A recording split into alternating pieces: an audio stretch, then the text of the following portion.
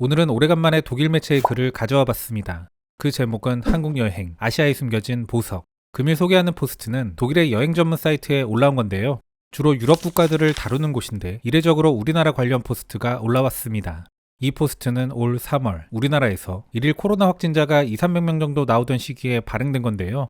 당시는 전 세계적으로 여행 제한 조치의 완화 기대감이 높아지던 때입니다. 저는 이 포스트가 현재 서구권에서 형성되고 있는 우리에 대한 이미지가 잘 드러나고 또한 긍정적 이미지 강화에 기여할 만한 포스트라 판단합니다. 제가 만일 한국에 와본 적이 없는 외국인이었다면 한국에 대해 궁금할 듯하고 오고 싶게도 만드는 글입니다. 최근 전 세계적인 코로나 재확산 추세 때문에 다소 아쉽게 됐습니다만 이런 류의 글들이 쌓여가는 것은 미래를 위한 좋은 현상이 아닐까 싶습니다. 서울이든 부산이든 현대와 전통의 공존은 한국에선 영속적인 요소다. 여행자는 절에서 이런 한국의 인상을 가장 잘 포착할 수 있다. 스님이 검은색 받침 위에 작은 찻잔에 호박색의 차를 조심스럽게 붓는다. 이를 바라보며 찰리 씨는 말한다. 차는 기관지염에 좋습니다. 한국의 많은 사람들은 최신의학과 마찬가지로 동시에 전통 한의학에 대한 믿음도 가지고 있다. 찰리 씨의 본명은 강병철이다. 우리의 여행 가이드였던 그의 독일어는 훌륭했으며 이는 아마도 1980년대 그가 했던 독일 유학 때문일 것이다. 그의 본업은 식품회사 임원이며 며칠간만 관광 가이드를 하고 있다. 오랫동안 한국이 일으킨 경이적인 붐들에 대해 과거에는 다소 의심의 여지가 있는 것으로 여겨졌던 시절이 있었다. 이 나라는 몇 년 만에 메가시티를 건설했고 이에 많은 사람들이 의문을 제기했다. 당시의 의구심은 한국이 국가가 감당할 수 있는 것보다 빠르게 성장하고 있다는 믿음들에서 유래된 것이다. 한국은 오랜 전통을 가지고 있는데 그 속에서도 새로운 것을 너무나도 빠르게 도입했다.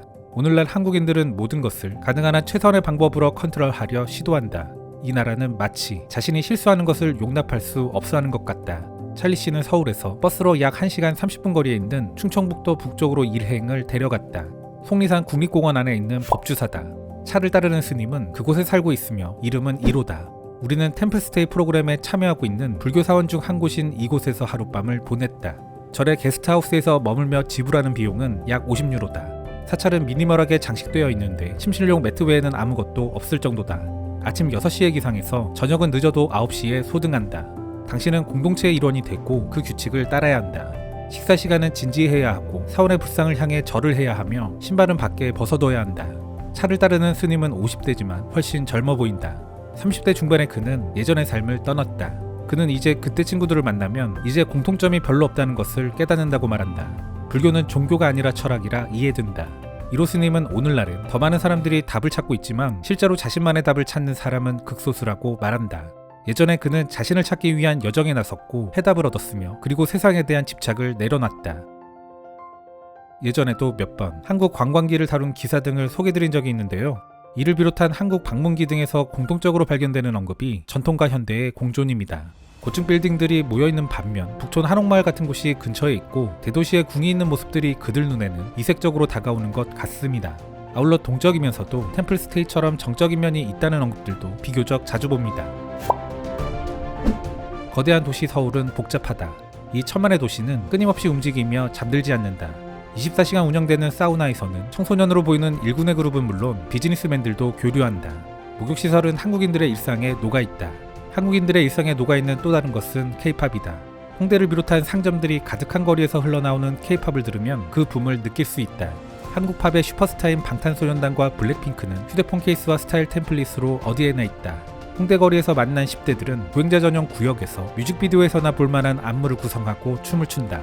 광장시장과 같은 북적거리는 시장에서는 매운 닭고기와 저렴한 기념품, 일상복, 맛있는 김치를 얻을 수 있다.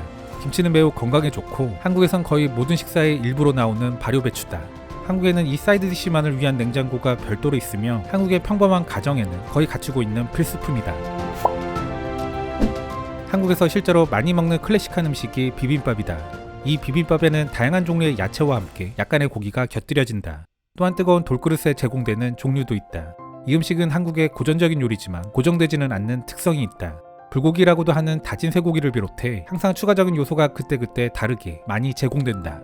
서울을 처음 찾는 사람들이 가장 먼저 혼란에 빠지는 것, 바로 음식이다. 이는 한국의 음식이 너무나도 다양하기 때문이다. 한국에서의 일정을 조금 더 조용히 시작하고 싶다면 궁궐인 경복궁에 가서 군의병들의 교대식을 보는 걸 권한다. 많은 아시아 관광객들은 한복이라는 한국 전통 의상을 입는다. 과거엔 이 전통 복장을 입어보려면 특별한 날에만 그리고 예약해야만 가능했다. 그리고 과거 한복은 가장 좋은 재료로만 만들어졌었다. 하지만 오늘날에는 경복궁 근처 주변 상점에서 저렴한 폴리에스터를 재료로 한 제품을 쉽게 사거나 렌탈할 수 있다. 이는 그 무엇보다 인스타그램에 넣을 만한 추억의 액세서리로 약간은 전통적인 카니발의 모습을 연출할 수 있다. 궁에서 멀지 않은 곳에는 김기호 씨와 박수영 부부가 운영하는 금박 공방이 있다. 이 공방은 5대째 내려오는 곳으로 서울의 매우 독창적인 북촌 지구에 위치하고 있다. 북촌은 고전적인 아름다움을 간직한 서울의 관광 명소 중 하나다. 이곳에 방문하면 곳곳에서 경고문을 볼 수 있는데 바로 조용히 하고 담장 너머로 사진을 찍지 않아야 하며 저녁에는 귀가해 달라는 것이다. 이곳은 실제로 사람들이 살고 있는 곳이다. 김 씨는 금박을 입히는 고급 직물 제품을 생산한다. 이 기술은 한국의 국가문화유산으로 지정되었다. 한국에선 오늘날에도 부양 가정은 특별한 날 귀족 예복을 입기 위해 때때로 한국 돈으로 수백만 원을 지불한다. 고대 수공예품은 여전히 한국에서 그 가치가 있다. 국가도 많은 장인들과 전통예술이 매우 중요하다 여기며 이에 따라 보존되어야 한다고 여겨지는 사람들에게 매월 생활비를 지원한다. 김다나 씨는 부산에서 전혀 다른 전통을 유지하고 있다. 그녀는 술에 관한 작은 요리 학교를 운영한다. 이 항구 도시에서 그녀는 누룩으로 만든 청량감을 주는 쌀 리큐어인 막걸리를 생산한다. 한국의 많은 것과 마찬가지로 이는 현대로 가져와야 하는 전통이다. 그녀의 작업장은 오래된 술을 새로운 즐거움으로 탄생시키는 현장이다. 창업협회의 이사이기도 한 그녀는 말한다. 새로운 아이디어가 뒷받침되어야 합니다. 이것이 한 나라가 연결을 잃지 않게 하는 유일한 방법입니다. 자신의 전문 분야의 마스터로서 그녀는 자신이 만든 새로운 막걸리에 대한 자부심을 가지고 있으며 사람들이 찾으면 이를 나눈다. 이런 나눔은 한국식 환대의 표현이다. 그녀가 이런 열정을 갖고 부산에 온 것은 어찌 보면 당연하다. 부산의 수산시장은 전국적으로 유명하며 많은 포장마차에는 작은 식당이 딸려 있다. 기차역 근처의 번화하고 보행자 친화적인 도심에는 많은 길거리 음식 노점도 늘어서 있다. 당신이 부산에 있다 보면 350만 인구를 자랑하는 대도시에 있다는 것을 거의 잊게 될 것이다. 남천동과 우돈지구를 잇는 7.4km에 달하는 무지갯빛으로 물드는 광안대교는 더 높은 곳에서만 볼 수 있다. 한국에선 고속철을 이용하면 전국을 한 번 도는데 몇 시간이 채 걸리지 않는다. 포스트는 이후 한국 여행 팁 이야기로 마무리하는데요. 코로나 상황에서의 입국 절차, 여행하기 좋은 시기, 숙박시설과 비용 등 구체적인 팁을 이야기했습니다. 이미지는 특정 사물에 대한 긍부정의 인식에 중요한 영향을 주는 요소라고 하죠. 이는 잘 아시겠지만 당연히 경제에도 영향을 미치는 무형의 자산입니다. 이것이 문화산업이 중요한 또 다른 이유이기도 할 겁니다. 그런데 이러한 이미지에 영향을 미치는 또 다른 중요한 것 중 하나가 관광이 아닐까 싶습니다. 코로나로 인해 당장 관광에 대한 경제 효과 등은 볼 수 없는 시기이지만 이러한 긍정적 이미지를 향상시켜주는 포스트들은 장기적으로 우리에게 실질적 도움으로 되돌아올 수 있으리라 그런 기대도 가져봅니다.